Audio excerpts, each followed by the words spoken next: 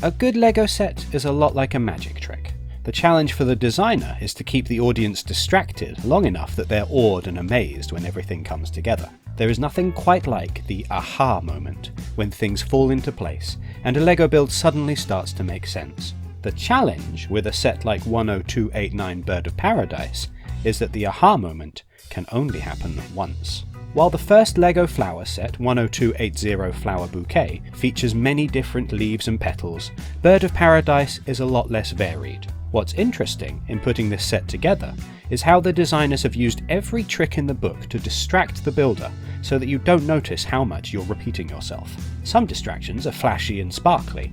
Bird of Paradise features more golden ring pieces than any other LEGO set, but they're all hidden deep within the circular vase build. Why are they here if they can't be seen? Presumably because nothing causes a distraction quite like something shiny.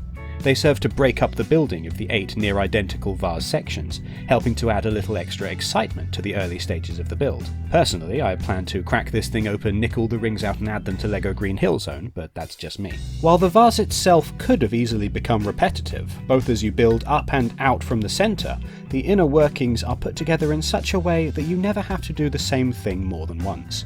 Each new layer has something to make it unique, each one is assembled differently. This gives the set the bottom-heavy ballast that it needs to offset the long, dangly plant leaves, without feeling like you're just building a solid mass. It also helps that while the vase's 8 sub-assemblies look identical, these chunks actually come in 2 different designs. Something about putting together 2 sets of 4 vase segments makes it feel less repetitive than building 8 identical segments back to back. Bird of Paradise was never going to feel as endlessly repetitive as, say, a Stadium or Colosseum set, but nonetheless, it's nice to see the LEGO designers work so hard to make sure this feels like an engaging experience, rather than a conveyor belt of identical part placement.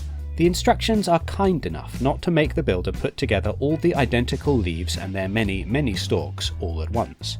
You'll build a few, stick them in, move on to something else, then come back to do more. This leads to a real sense of déjà vu, but it does prevent the process from getting tedious. The steps are familiar, but they're not daunting, in the way that building a half a dozen identical sub-assemblies can sometimes feel. The result of this somewhat disjointed building experience is that a rather repetitive process avoids feeling like a chore. It's nice to see the Bird of Paradise slowly come together, one long leaf at a time, as you also build the smaller leaves and the adorable little hummingbird-esque flowers. When finally the last tiny dirt-coloured stud is dropped into the vase, this beautiful set is complete, a fine addition to the home of any LEGO fan who doesn't like having to remember to water the plants.